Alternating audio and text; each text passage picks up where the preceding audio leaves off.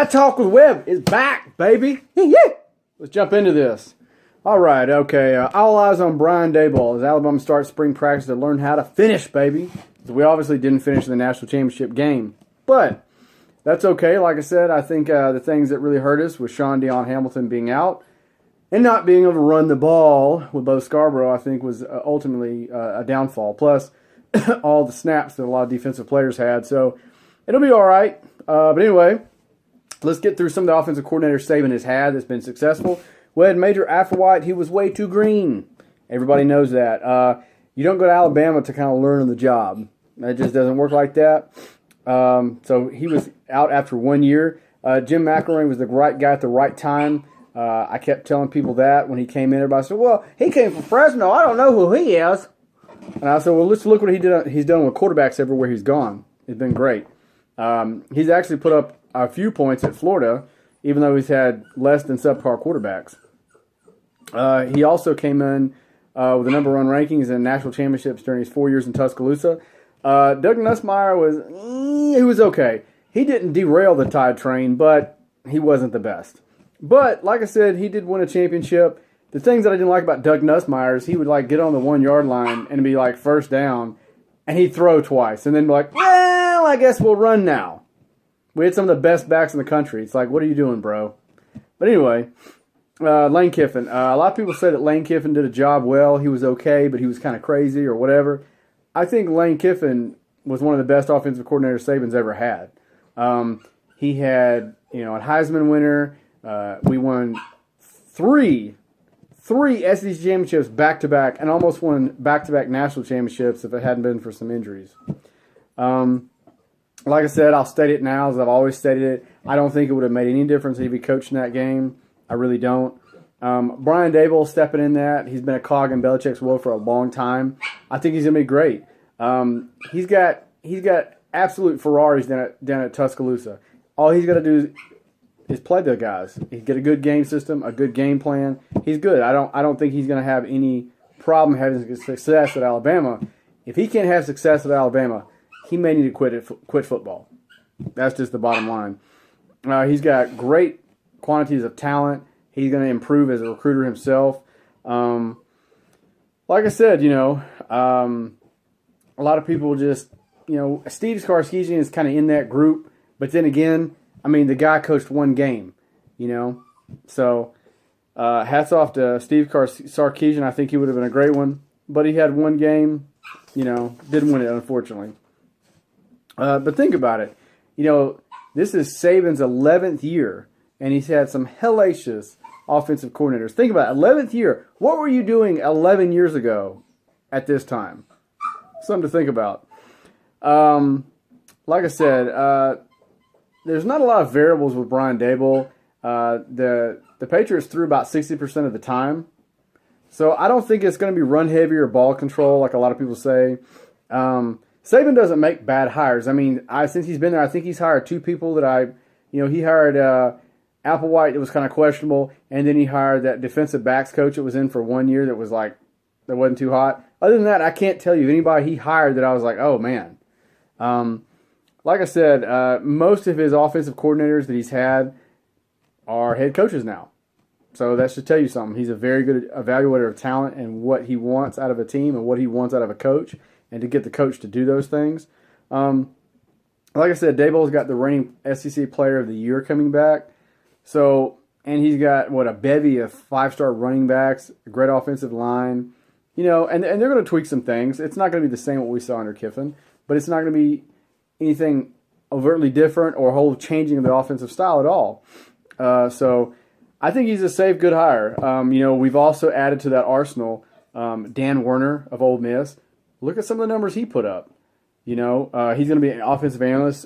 So is Chris Winkie, which I think is great. For 5 years he was the co-offensive coordinator, Dan Werner, at Ole Miss. Just think about last year under Werner's tutelage, Chad Kelly threw for over 4,000 yards. I don't even think Ole Miss got to a bowl game last year, but he threw 4,000 yards and 31 touchdowns in 2015, and he had 2,758 yards and 19 touchdowns in 9 games last year. So the numbers are there. It's going to happen.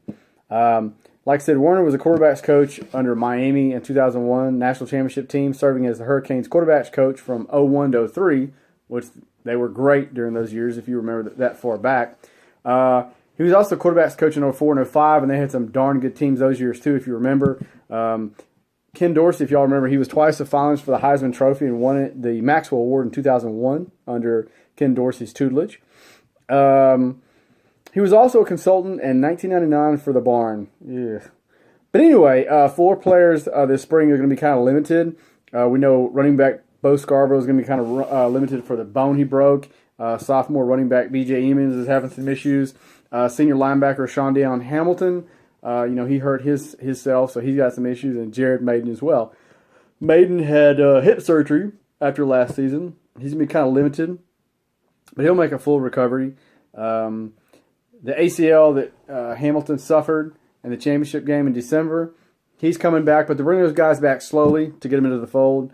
I think that Hamilton's probably doing a lot of dry land running right now. He'll probably be limited throughout the spring, and they'll eventually just work him into the system, so he'll be good.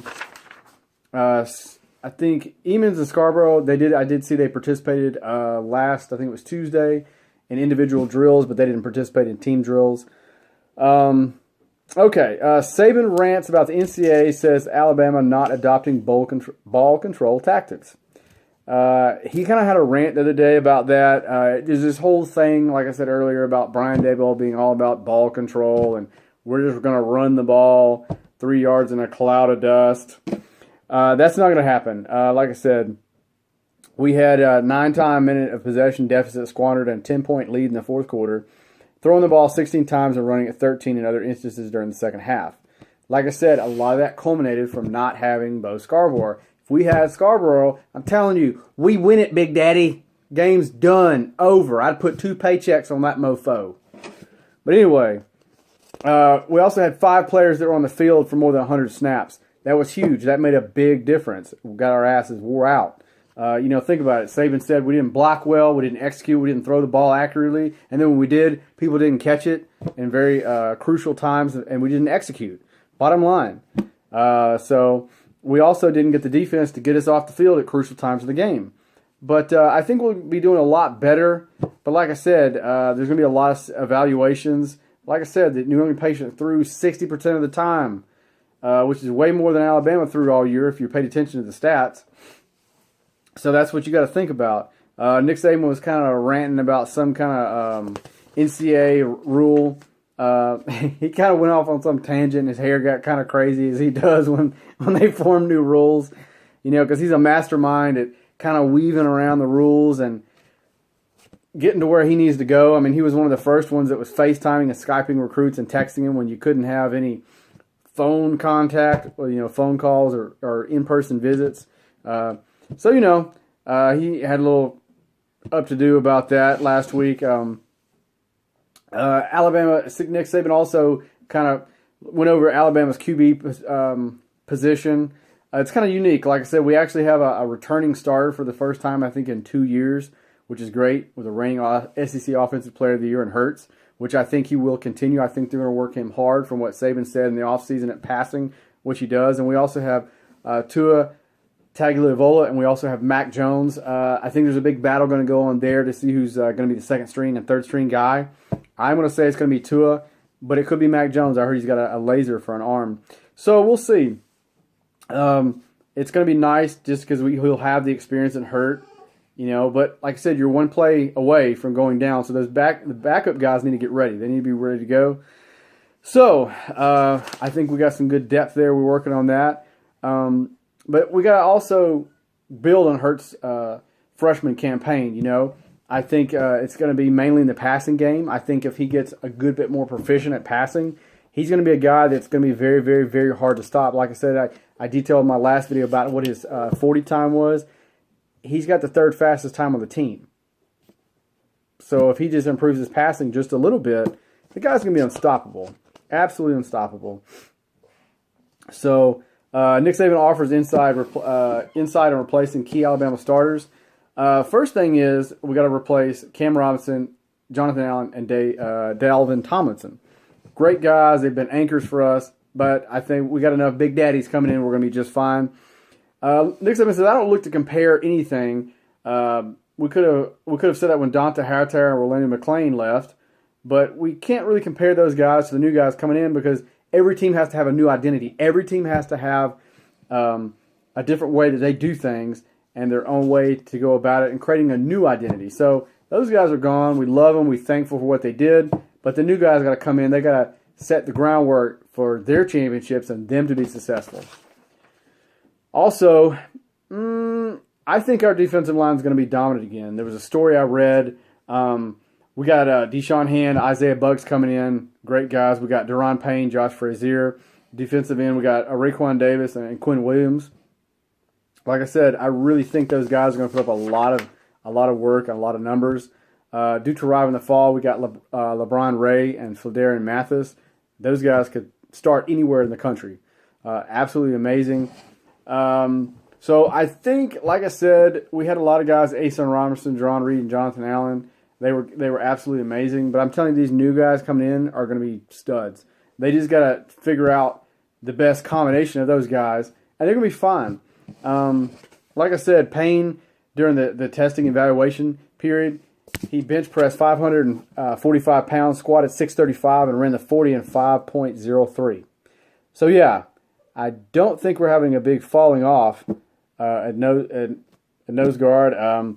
Like I said, we had a lot of people go rotated in and out.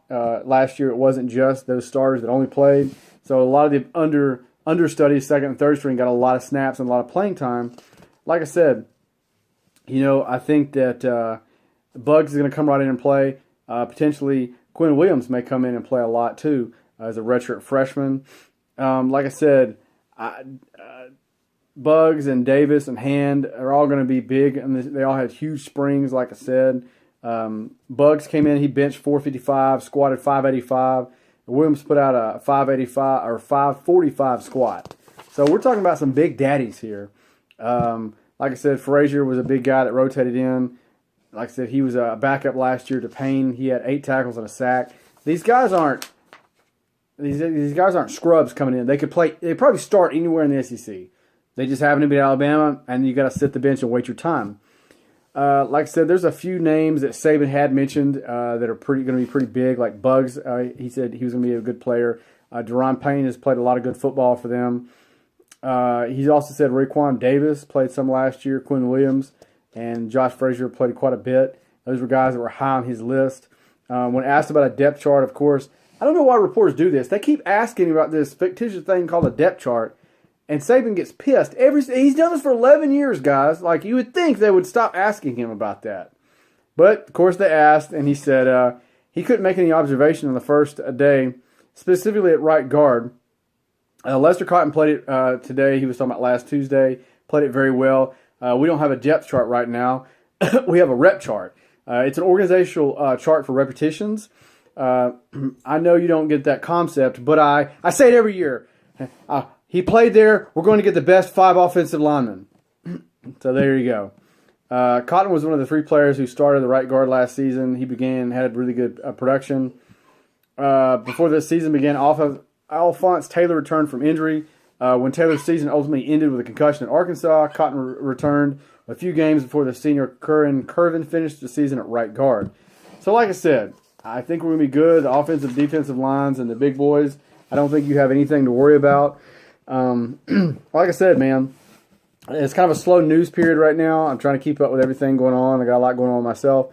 Thank you for watching. Love you guys. If you have anything you want me to talk about, anything you want me to research, please put it in the comments down below. Text me if you know me, or write me a message, email me. I don't give a crap. But let me know. If there's any specific things that you want me to do about stories, I'm sorry the editing is still not perfect yet. I don't have a computer to do that. But that is on the way this year. And I'm going to have another video for you tomorrow. All right. Paul Webb and Todd Talk was out!